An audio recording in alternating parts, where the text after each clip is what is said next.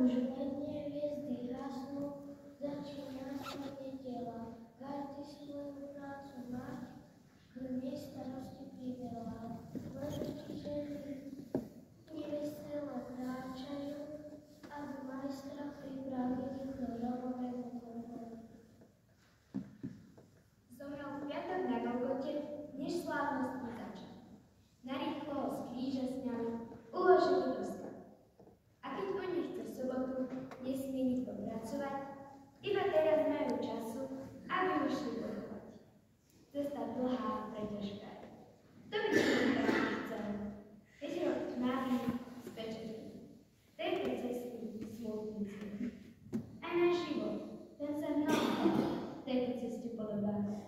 Neľahká a neveselá. Často jeho podoba. Pri hrobe stala veďka, ťažko z neho uniknúť.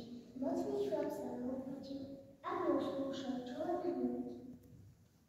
To nám kamenom otvorila, tvorí na mnou obali. Takto ženy už ťa radiselo žili. Už sú hrobu celkom blízko, už ho majú na dohľad. Ale čo to deje kam, čo sa tu urvol poslať?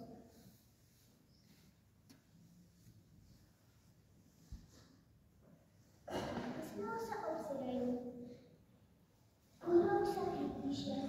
Už sú dnu a mu začali hľadať toho Ježiša.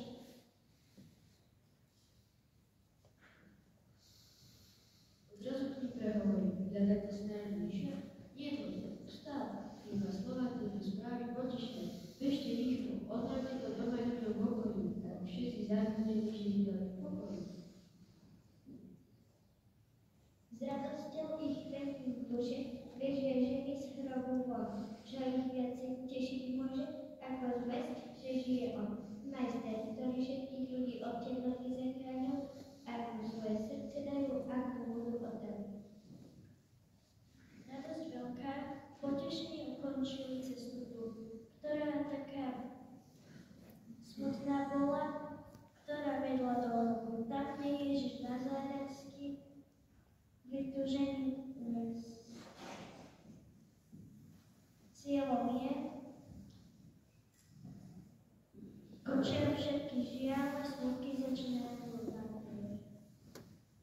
Radosťou sa veľkou skončí aj tá naša zemská púť. Ježiš, ktorý porazil smrť, nenechá nás zahynúť.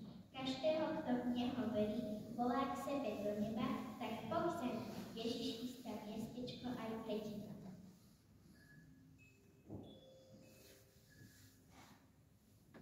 Počujte